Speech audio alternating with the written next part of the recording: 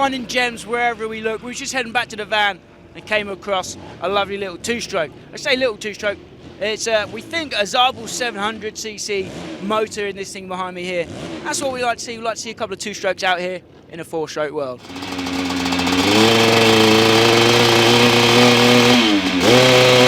We are here checking out some of the monster bikes of the crazy French hill climb scene.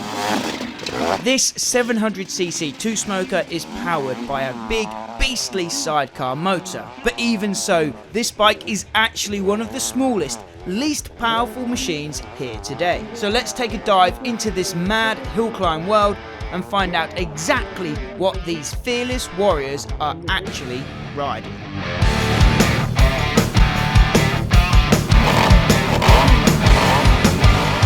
Hill climb machines might well be the weirdest and wildest looking dirt bikes you can find. The super long swing arms provide better stability, more traction and help prevent the things from looping out on a steep climb. But obviously they make turning a lot harder. All of the bikes have big, powerful, torquey engines to try and drag their pilots up literal mountains.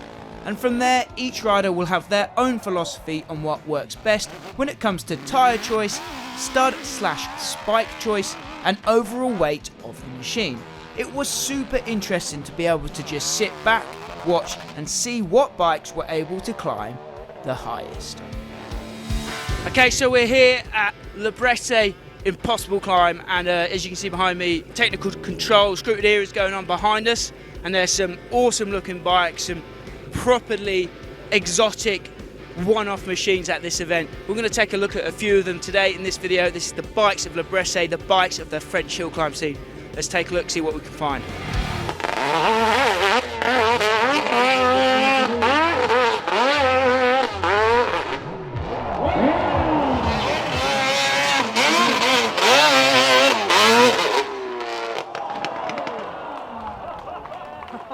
So we know all about this bike that's behind me right here. This is the CR1000 made by Team LCH, Team Iron Horse.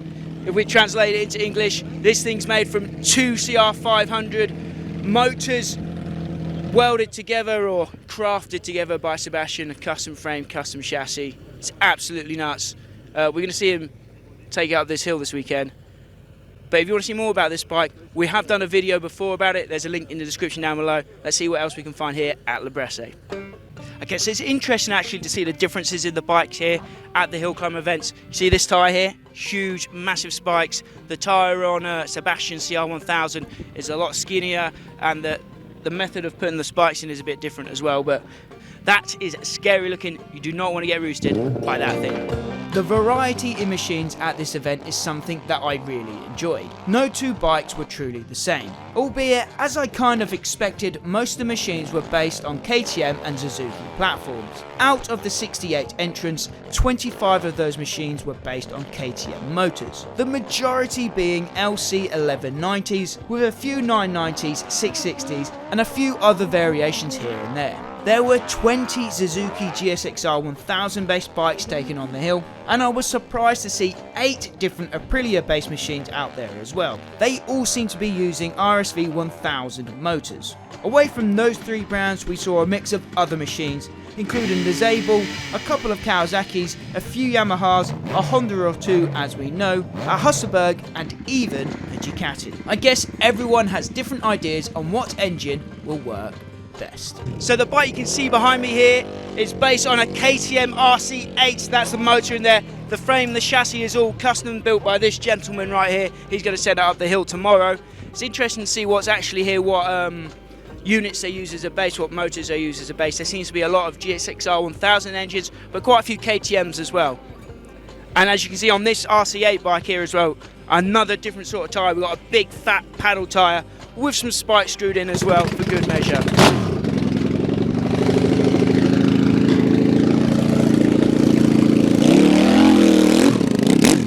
This event here in southern France attracted a full squad of riders all the way from the US. Team USA decided to ship their own custom bikes all the way across the Atlantic for this hill climb race, and they arrived just in the nick of time on Friday night.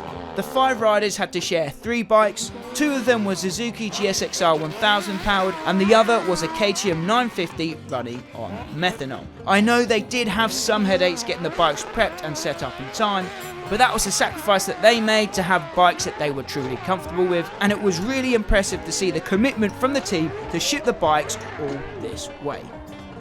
So this bike here behind me right now, just finishing up in scrutineering, is a bike based on a GXR 1000. That's a motor in there. Again, the chassis, the frame, it's a custom build by this gentleman here, I believe.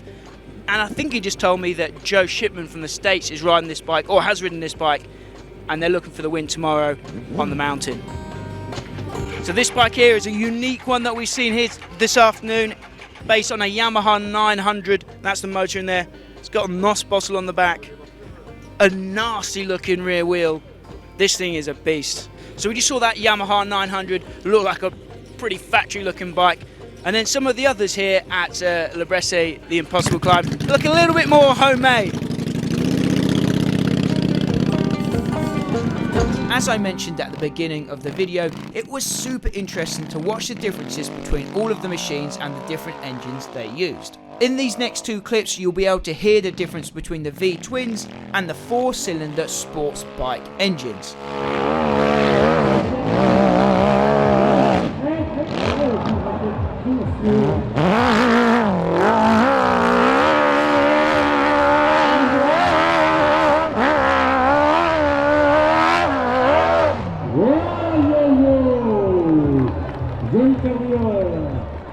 But I think the favourite engine of the entire meeting had to be the CR1000 two-stroke. Sebastian's steed certainly commanded the most attention on the start line. Sebastian actually created the CR1000 to replace his old Gixxer-based machine because he wanted to build the lightest machine possible. In his mind, the lighter the bike, the easier it will be to wrestle up the hill. Also, I think that tyre choice can greatly affect the overall weight and manoeuvrability of the machine, as well as grip and traction. The big chunky tyres are surely going to add a lot of weight whilst making it way more difficult to turn and lean. Whereas the skinnier tyres might save weight and increase manoeuvrability, but you will be sacrificing grip and traction at the bottom of the hill. As I said, all of the riders had different ideas on what might work. So quite a lot of these hill climb bikes are actually Frankenstein machines.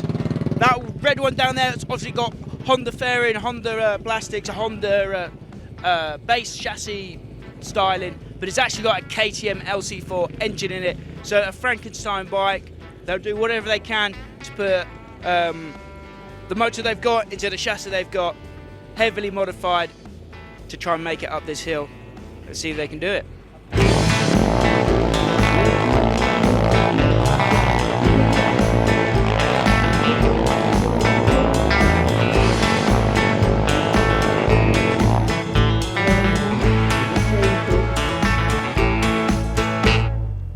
After all was said and done, only 9 of the 68 entrants actually managed to reach the summit of the climb.